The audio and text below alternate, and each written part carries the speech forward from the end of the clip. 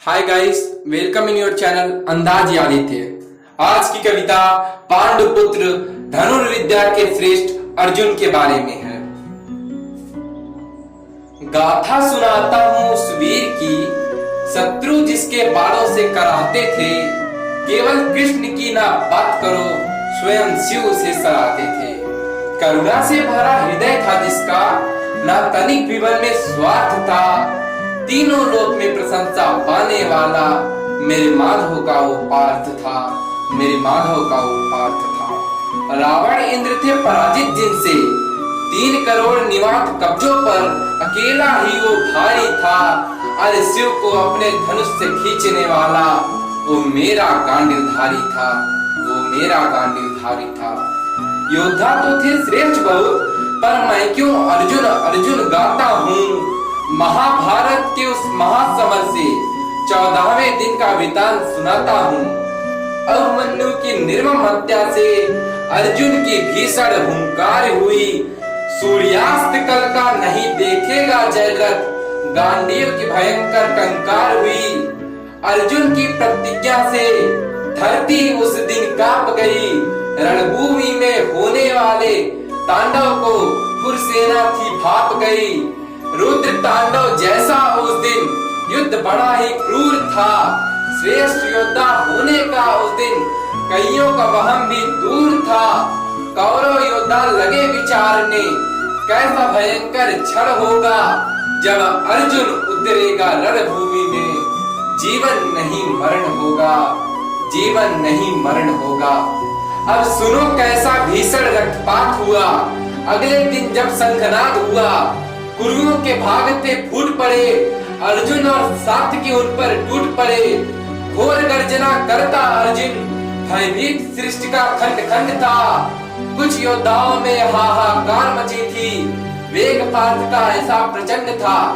धर्मराज की रक्षा हेतु सात्यकी को पड़ा वापस जाना था। पार्थ के उस रौद्र रूप से मुश्किल फिर भी जयद्रथ का बच पाना था। सभी व्यूह होते जाते थे, पंचतत्व भी जयगान अर्जुन का ही तो गाते थे। चक्र सप्तसूची व्यूह भी असफल से हो जाते थे। जब क्रुद्ध होकर नर नारायण युद्ध भूमि में आते हैं, जब क्रुद्ध होकर नर नारायण युद्ध भूमि में आते हैं। जब 2 प्रहर के युद्ध के कारण अस्त्र नहीं चल पाए थे, तब सब साची युद्ध करने उतर धरा पर आए थे। रथविहीन पार्थ देखकर हर महारथी उससे लड़ने आया था। बिना रथ के भी उस दिन कोई ना पार्थ को जीत पाया था, ना पार्थ को जीत पाया था। सभी एक साथ मिलकर भी ना धनंजय को जीत पाए थे। यूं ही नहीं शांति सभा में परशुराम ने जयगान अर्जुन के गाए थे। रथविहीन होकर भी पार्थ सभी महारथियों पर भारी था। अरे गौर से सुन लो कथा रे बंधु, कैसा मेरा गांडीवधारी था, कैसा मेरा गांडीवधारी था। अब आगे का वृतांत सुनाता हूँ।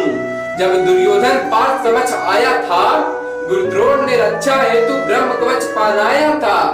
फिर अब अर्जुन अपने अग्रज से बोले, व्यर्थ में आज प्राण अपने गवाओगे। ये द्वित नहीं समरांगण है, मेरे हाथों मारे जाओगे। ब्रह्म कवच जैसे संकट को भी जिष्णु ने फिर टाला था।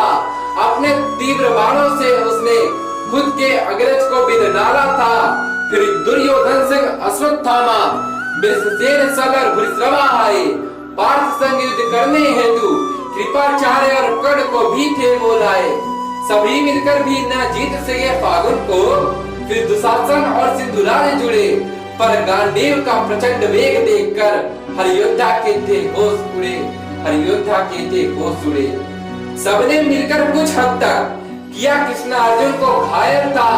अरे सम्रांगण नहीं सृष्टि का करकर मेरे पार्थ का उस दिन कायल था, मेरे पार्थ का उस दिन कायल था। अंगराज को जब रथविहीन किया तो अश्वत्थामा को आना पड़ा।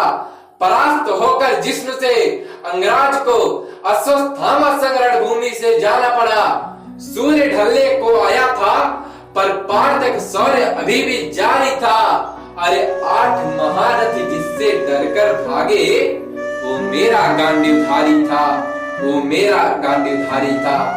अर्जुन गिराने लगे जो शीश सिंधुराज का, माधव बोले पार्थ तनिक विचार करो, माधव बोले पार्थ तनिक विचार करो, व्यर्थ अपना बलिदान देकर ना पांडव सेना को लाचार करो।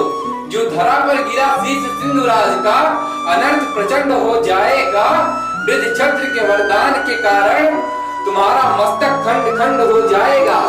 तब विभक्त ने क्रोध में आकर समण रण क्षेत्र को हिला दिया और जयद्रथ का शीश उन्होंने पिता वृद्ध छत्र की गोद में था गिरा दिया, पिता वृद्ध छत्र के गोद में था गिरा दिया। अब पूछता हूं योद्धाओं से, जिन्होंने खुद को पार्थ से श्रेष्ठ बताया था, क्यों अर्जुन के भय के कारण तुमने सिंधुराज को छुपाया था? अरे श्रेष्ठ होते तो जाकर सीधे पार्थ की छाती पर तन जाते तुम, योद्धाओं की भांति युद्ध को करते, ना सिंधुराज को छुपाते तुम। अरे धर्म की खातिर लड़ा सदा ही, ना श्रेष्ठ कभी खुद को बताता था। युद्ध कौशल को देख स्वयं इंद्र जिसके आगे नतमस्तक हो जाता था। हर धर्म परायण व्यक्ति जिसका सदा ही आभारी था। और योद्धाओं में सबसे उच्च वो मेरा गांडीवधारी था, वो मेरा गांडीवधारी था, वो मेरा गांडीवधारी।